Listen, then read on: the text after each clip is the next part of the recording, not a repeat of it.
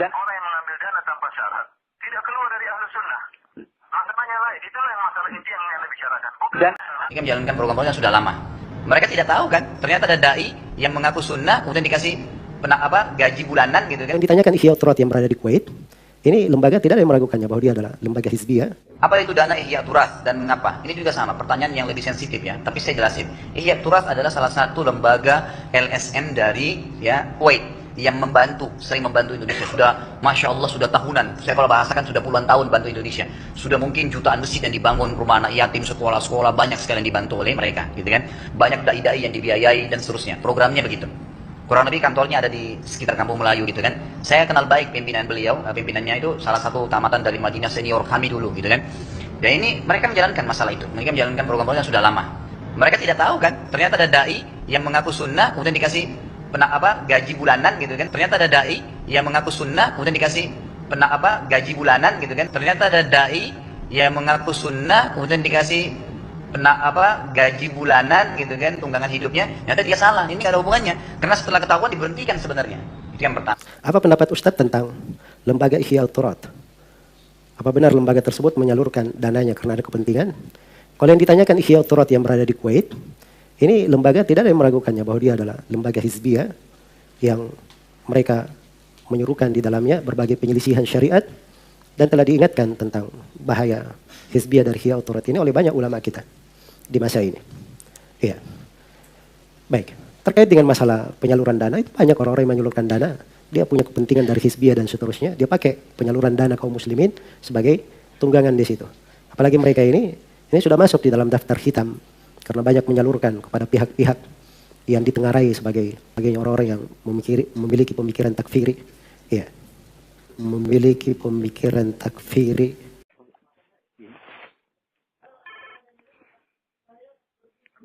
Naam. Assalamualaikum. Waalaikumsalam warahmatullahi wabarakatuh. Apa terfokus tadi? Naam.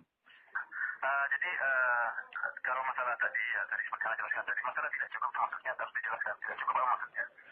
Tidak cukup dalam menghukumi maksudnya. Adapun kalau masalah jalsa, kita sekarang kembali kepada poin masalah jalsa. Bagaimana kalau antum ke Madinah?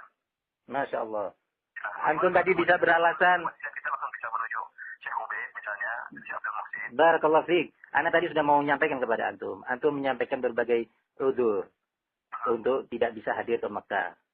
Ana pikir akhirnya kita pun punya udzur untuk kembali ke Madinah. Dan saya insya Allah, maka dari itu kan antum yang memulai masalah ini dan antum merasa bahwa ini adalah penting, ya, masalahnya besar untuk menyelesaikan mafsadah yang sangat besar. Nah, ana pikir semua masalah itu memang butuh perjuangan. Nah, kita pun harus juga berjuang gitu loh.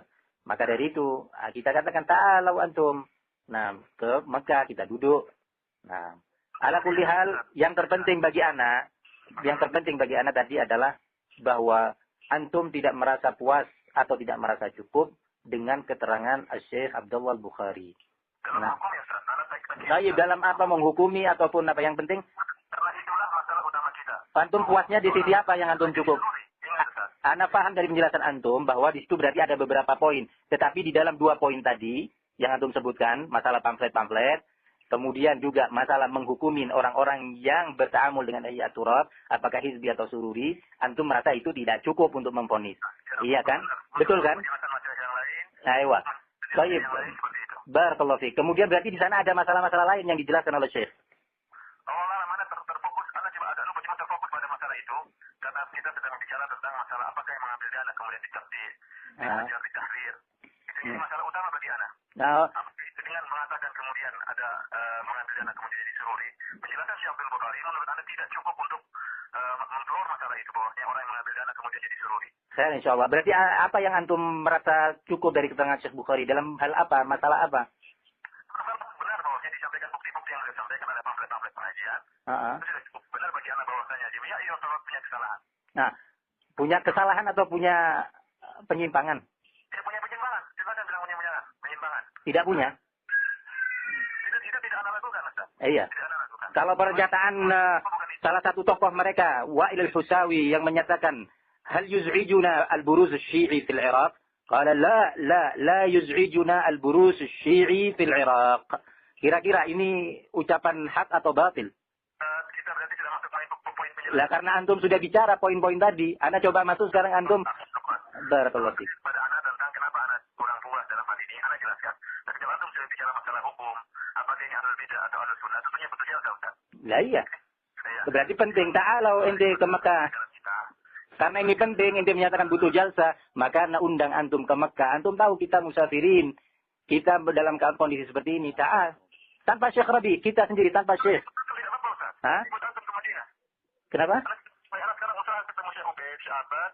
Anak jemput antum ke Madinah. Loh, nggak usah Syekh, kita duduk saja. Karena Ana yakin, kalau antum sudah merasa tidak cukup penjelasan Syekh Abdullah Al-Bukhari tentang 2 poin yang antum sebutkan tadi, Ana yakin antum juga tidak akan puas tentang keterangan Syekh Ubaid Al-Jabiri.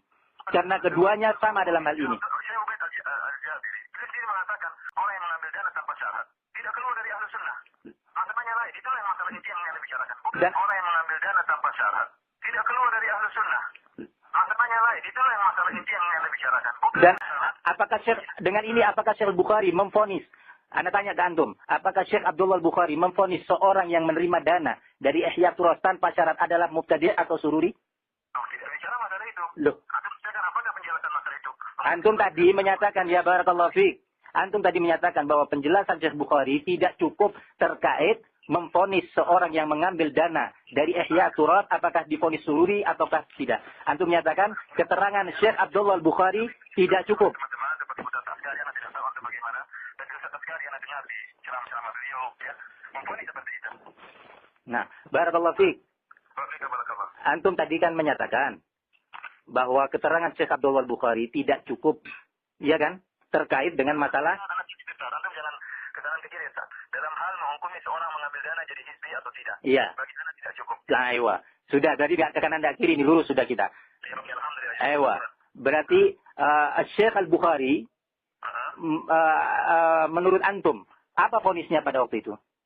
Tidak tahu, kita sedang bicara tentang Ihya Turas. Tentang dia bicara tentang Ihya Turas. Ya, Kita sedang subhanallah. bicara tentang Ihya Turas. Paham? Bas, kalau bisa ente ke sini aja sudah.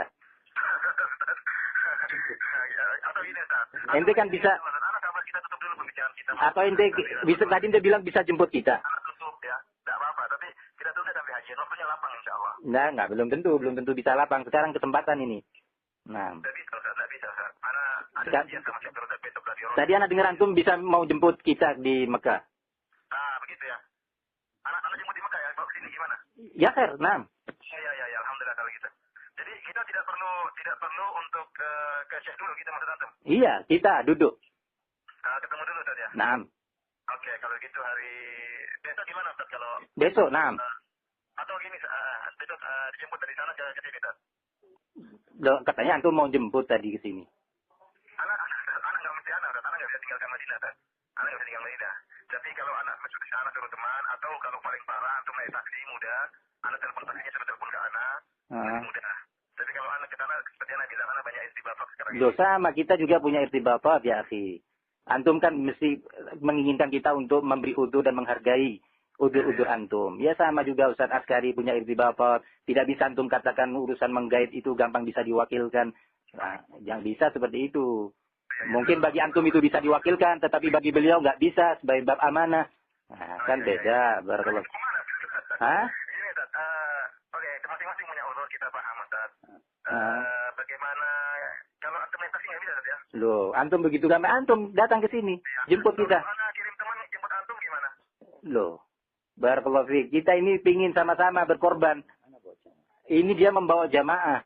Ustaz Askari, anak juga membawa jamaah. Ambil bawa antum ke sini. Bagaimana Ustaz? Sulit nggak bagi antum? Kalau sulit anak nggak masalah Ustaz.